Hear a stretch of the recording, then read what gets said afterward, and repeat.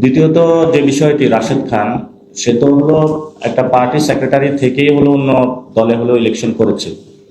তো হলো ইলেকশনের আগে হলো বিক্রি হয়ে গিয়েছে, তো বিক্রিত মালের আলাপ হলো, আর কি বলবো।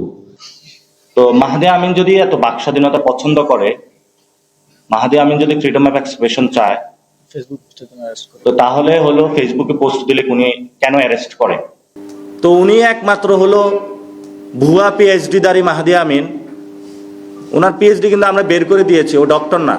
আজকে ছোট্ট একটা অঙ্কয়ারি যেটা আপনাদেরকে বলতেছি, যে একজন মন্ত্রী বা প্রতিমন্ত্রীর বেতন যদি 42 লাখ টাকা হয়, উনি যদি সেখান থেকে হলো 38 লাখ টাকা 32 লাখ টাকা গরু ক্রয়ে হলো ব্যয় করেন, তাহলে সারা মাসের সেই সংসার চালাতে, সারা বছরের সংসার চালাতে তার আয়ের উৎসটা কি? এই অঙ্কের সমাধান হলো বাংলাদেশ চায়। এটা একটা বাৎসরিক হলফনামা ছিল আর কি। তো এটা আপনারা জানেন, এটা কোন মন্ত্রী? ওটা বললে তো দেখা গেছে কালকে আবার বাড়িঘর ভাঙবে, বলবো আমাকে গালি দিছে। তা আমি বাংলাদেশের কাউকে গালি দিই নাই। যারা হলো এই কথাগুলো বলছে, আমি হলো জবাবদিহিতা করেছি, আমি সমালোচনা করেছি। আমি বলেছিলাম যারা সংস্কার বাস্তবায়নের কথা বলেছে, তারা যদি সেটা থেকে সরে যায়, তাহলে তো এটা বাংলাদেশের মানুষের সাথে প্রতারণা। তো এটাকে যদি কেউ গালি মনে করে এবং নিজের হলো খরগোশের মতন বা উট পাখির মতন মাথাটা একদম হলো মাটির নিচে ডুবায়া থাইকা হলো দেওয়ার চেষ্টা করে যে আমি কিছুই দেখি না, কিছুই জানি না, ঝড় আসছে, মাথাটা হলো নিচের দিকে দিতে হবে, তো সবাই তো আর মাথাটা হলো উট পাখির মতন একদম হলো মরুভূমির বালুর নিচে ঢুকাইয়া দিতে পারে না। সে জায়গা থেকে আমাদের থাকবে। দ্বিতীয়ত যে বিষয়টি রাশেদ খান, সে তো হলো একটা পার্টি সেক্রেটারি থেকেই হলো অন্য দলে হলো ইলেকশন করেছে। তো হলো ইলেকশনের আগে হলো বিক্রি হয়ে গিয়েছে, তো বিক্রিত মালের আলাপ হলো, আর কি বলবো। আর আরেকটা বিষয় আপনি যেটা বলছিলেন যে কম্প্রোমাইজ, এই ইলেকশন যখন সরকার গঠন হয়েছে, এই ইলেকশনের পরে আমাদের যারা মিডিয়া পাড়ায় অনেকে ভোকাল ছিল, অনেক টকশো করতো, ভালো ভালো কথা বলতো, তারাও চুপ হয়ে গিয়েছে। অনেক দেখবেন যে মানুষগুলো হলো জনগণের পক্ষে লড়াই করেছে। আপনারা কি এই যে সরকারের একজন উপদেষ্টা জাহেদুর রহমান মনে হয় ওনার নাম, সবাই হলো বাংলাদেশে আমরা যখন ইয়াং জেনারেশন ছিলাম, নট অনলি জাহিদুর রহমান, জুনায়েদ সাকির কথাও বলি, আমি তো ক্যাম্পাসে এসে তার প্রতি বিমোহিত হয়ে ছাত্র ফেডারেশনে করা শুরু করেছিলাম। ঠিক আছে? তো যে মানুষগুলোর কথা দ্বারা মানুষ মোহিত হইতো, মনে করতো যে আমার ভয়েসটা সে বলতেছে, আমি জাস্ট দুইটা এক্সাম্পল দিলাম। এই মানুষগুলা তো কিন্তু জাস্ট হলো পদ পেয়ে হলো মুখ বন্ধ হয়ে গিয়েছে, চুপসে গেছে। এটা শুধু এই দুই মানুষ না, আমাদের কালচারাল জগতের অনেকে হলো চুপ হয়ে গিয়েছে। আমাদের যারা দীর্ঘদিন ধরে রাজপথে লড়াই করেছিলেন তারাও চুপ হয়ে গিয়েছিল। আমরা তো ক্যাম্পাস লাইফে আমরা অনেক ছাত্রকে দেখেছি যে নূর যখন মায়ের খাচ্ছিল, যে তার জন্য মাঠে নেমেছিল, আন্দোলন করেছিল। নট অনলি ওই সময়, এই প্রথম যে জাতীয় পার্টির অফিস দখল করতে যখন নূর গিয়েছিল একটি গোপন প্ল্যান অনুযায়ী, তখনও কিন্তু সে মায়ের খাওয়ার পর আমরা তার প্রতিবাদে মিছিলটা করেছিলাম। এবং এই বিএনপির অনেক নেতাকর্মী, আমরা যখন ক্যাম্পাসে থাকতাম, ছাত্রদলকে যখন মারতো তখন আমরা ক্যাম্পাসে দাঁড়াইতাম। ওরা তো হলো ওই যে শহীদ মিনার, আপনার ঢাকা মেডিকেলের এই পাশে আর আসতে পারতো না, ওই পাশে হলো চিপার মধ্যে বসে বসে থাকতো। এগুলো সবাই ওরাও জানে, আমরাও জানি। তো সেই জায়গা থেকে বর্তমানে যদি আমরা চুপ থাকি, তাহলে ভাই আমি যদি কোনো অফিসে এখনো কাজ নিয়ে যাই, আমাকে কোনো মন্ত্রী এমপি নিষেধ করবে না যে ভাই আমাকে একটা টেন্ডার দেন, আমাকে একটা গরু বাজারের ইজারা দেন, আমি কইরা খাই। এরকম অনেক কইরা খাইতেছে। তো আমি খাওয়ার মধ্যেও নাই, আমরা কেউ নাই। গরু হাটের যারা ওই যে বাসের পারমিট, তারপরে হলো ঘাটের পারমিট, তারপরে হলো কি কি যেন কোথায় কোথায় করে, এই যে রাস্তাঘাটের হলো উন্নয়নের নামে যে খাল খনন কর্মসূচি, যদি 10টা খাল নিতে পারি তাহলে তো অ্যাটলিস্ট হলো কোটি টাকার কাছাকাছি থাকার কথা পকেটে। তারপরে এই যে চাল বিতরণ করে, এগুলো যদি নিজে নিয়ে টিসিবিটা এটা তো সরকারই বানাইছে, যদি ট্রাকে করে হলে পচা চাল বিক্রি করা যায়, কিছু পকেটে টাকা থাকে। এরকম অসংখ্য ধান্দা আছে বাংলাদেশে। এই ধান্দাগুলো আমরা করি না। এগুলো করতে চাইলে করতে পারি, তাহলে মুখে কথা বলা যাবে না। মানে অপরাধ এটা, এই বয়ান উৎপাদন করে আমাকে মাঠে মারার জন্য রেডি করতেছে নাকি মাহদি আমিন?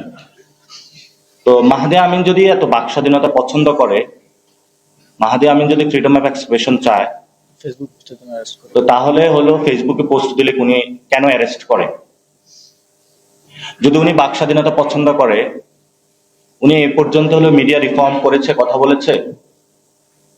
উনি যদি বাক স্বাধীনতা বিশ্বাস করে বা নতুনত্ব বিশ্বাস করে, বিভিন্ন দেশে দেশে যেভাবে হলো শ্রমিক ব্যবসা করতেছে, সে বিষয়ে হলো বাংলাদেশের প্রবাসীদেরকে, এই যে আমরা শুনি বিভিন্ন জায়গায় কিন্তু মন্ত্রণালয়টা উনি চালাচ্ছে, এগুলাকে বলা হয় দালাল।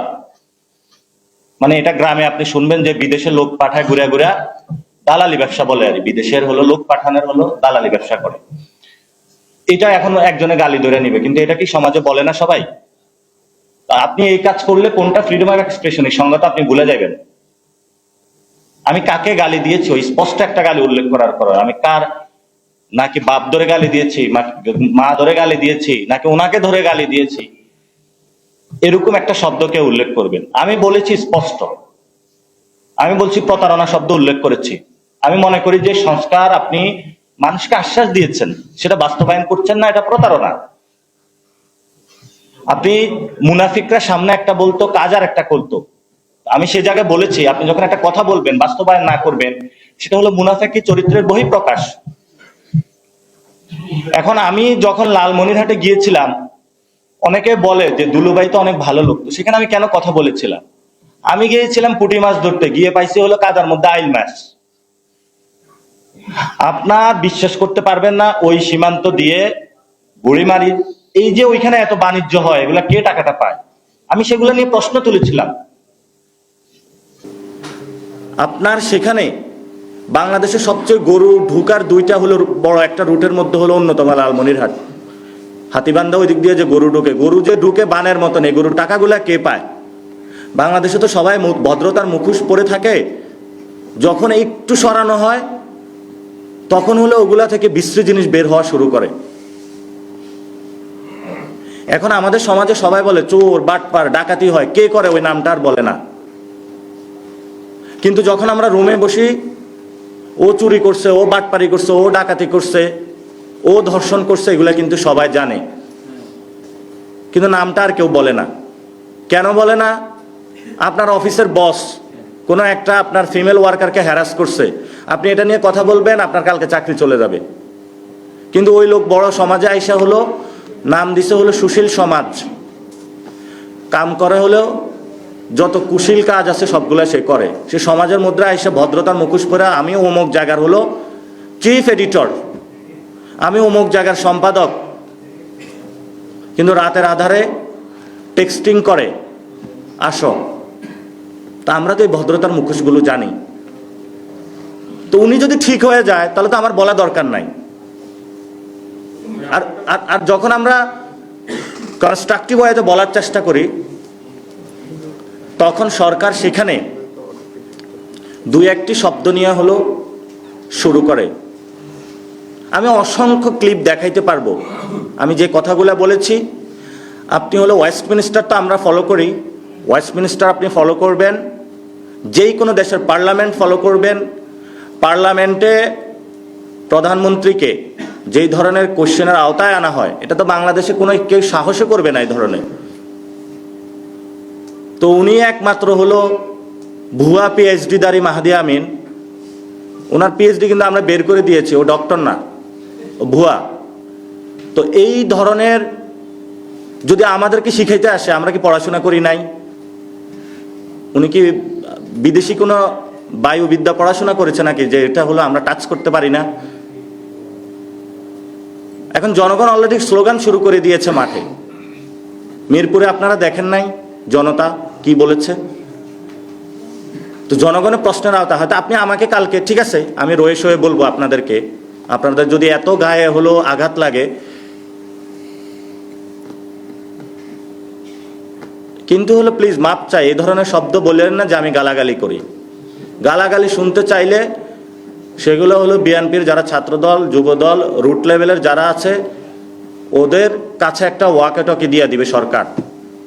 আর ওরা কি গালাগালিটা করে, গালাগালি কাকে বলে, ওইটা সরকার বসে বসে শুনলে বুঝবে যে কোনটা গালাগালি।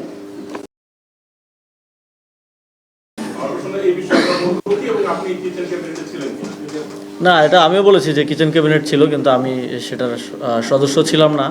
তো এখন তো আবার শুনছি যে কিচেন ক্যাবিনেটেও সব সিদ্ধান্ত হতো না, খলিল সাহেব একাই নাকি ওই চুক্তি করে ফেলতেন। কালকে আমি একটা নিউজ দেখলাম যে ফাজুল কবির খান তিনি বলছেন চুক্তির বিষয়ে তিনিও জানেন না, আসিফ নজরুল স্যারও বলছেন তিনিও জানেন না। শুধু বাণিজ্যমন্ত্রী আর বর্তমান বিএনপির পররাষ্ট্রমন্ত্রী তারা জানতেন, তারা করেছেন। তো আসলে স্পষ্টতা নাই আর কি, কোথায় কোন সিদ্ধান্ত কিভাবে কি। এই বিষয়ে একটাই স্পষ্ট, যেটা চুক্তি নিয়ে কথা হচ্ছে, ঘটনাটা মূল হলো যে আমরা সাধারণত বাংলাদেশে পোশাক শিল্প থেকে আমেরিকা প্রচুর জিনিস রপ্তানি করে থাকি। লাইক দ্যাট আমি আজকে 100 টাকা ওইখানে হলো আমি রপ্তানি করলাম। এখন ট্রাম্প হলো তার দেশীয় জায়গাটা সে নিশ্চিত করতে চায়, কারণ তার দেশে সবাই হলো রপ্তানি করে, তার দেশের প্রোডাক্ট সে বাইরে বিক্রি করতেছে না চায়নার দাপটে। তখন সে বলল, ঠিক আছে তুমি যদি আমার কাছে 100 টাকার কাপড় বিক্রি করো, এই কাপড়ের যে র ম্যাটেরিয়াল সুই সুতা সেগুলো তুমি চায়না থেকে না নিয়ে আমার থেকে নিতে হবে। অর্থাৎ তাহলে আমার একটা ব্যালেন্স থাকবে। তুমি যদি আমার মার্কেটে বিক্রি করো তাহলে র ম্যাটেরিয়ালস আমার থেকে কিনো। মূল কাহিনী হলো এখানে আর কি। তো এটা নট অনলি বাংলাদেশ, এটা সব জায়গায় শুরু হয়েছে। এটা যেটা হলো ইন্টারন্যাশনাল যে ট্রেড পলিসি থেকে শুরু করে ইন্টারন্যাশনাল সব জায়গাতে এটা চলতেছে। তো অলরেডি এই যুদ্ধটা বিভিন্ন জায়গায় চলমান আছে। এটা নট অনলি বাংলাদেশ সাফারিং, এটা ইন্ডিয়া থেকে শুরু করে সব দেশে। এবং আপনি যে আমেরিকার কাছে বিক্রি করবেন, সে বাণিজ্য যে শুল্ক কোটা সেটা কিন্তু উঠে গিয়েছিল। তো সেটারই একটা পরম্পরা। তখন ব্যবসায়ীরা কিন্তু হলো আমাদের যিনি বাণিজ্য উপদেষ্টা তার উপরে চাপ দিয়েছিল। এখন ব্যবসায়ীরা সেই বিষয়ে তাহলে কথা বলুক যে ব্যবসায়ীদের কি ওটা প্রয়োজন নাই নাকি আছে।